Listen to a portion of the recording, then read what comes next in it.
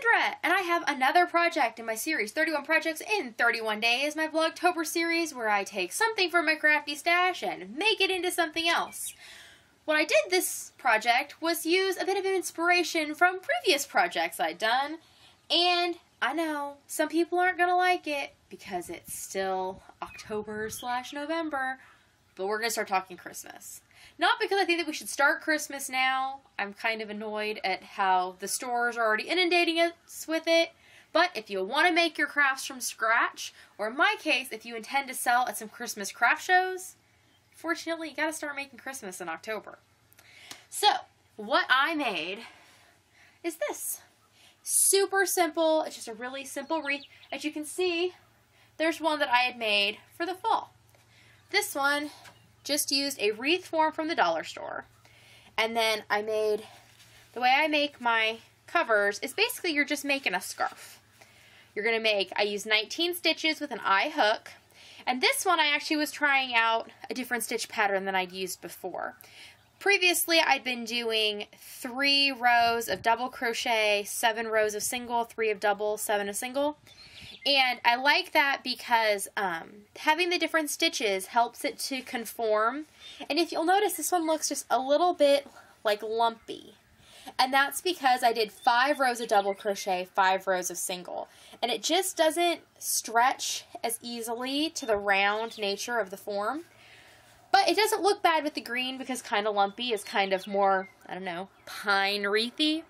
But just so you know that in the future, if you're trying to cover a round form, if you use one stitch all the way around, you're going to get super lumpy. And if you don't use the right combination of stitch sizes, it's not going to sit tight like you might want. So after I did that, and I actually got this green yarn I salvaged from a project I made last year. I made a green runner in March. For St. Patrick's Day is why I started it. I was learning how to read filet crochet patterns, and instead of doing it in like the mercerized cotton like you normally would, I did it in worsted weight yarn so I could really see my pattern. I ultimately wasn't super happy with the result, and it wasn't the right size to fit the top of my piano, so I frogged it.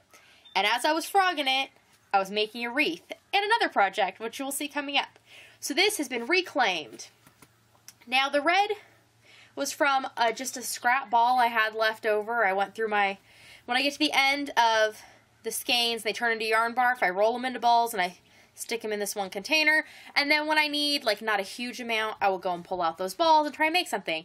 And I ended up using the entirety of the red that I had to make this bow, which is just a rectangle with a row of single crochet around the outside and then reverse single crochet or crab stitch around the outside. So to make the little tie, I tried just doing a chain and slip stitch, and I didn't think it was wide enough. So instead, I did foundation single crochet, and then I single crocheted back up the other side of the chain, and I thought it was a much more appropriate size. So then I just tweaked it and pinched it, and I actually used the tails from the bow to connect it into the wreath, and then wove them in. So there's no ends hanging about.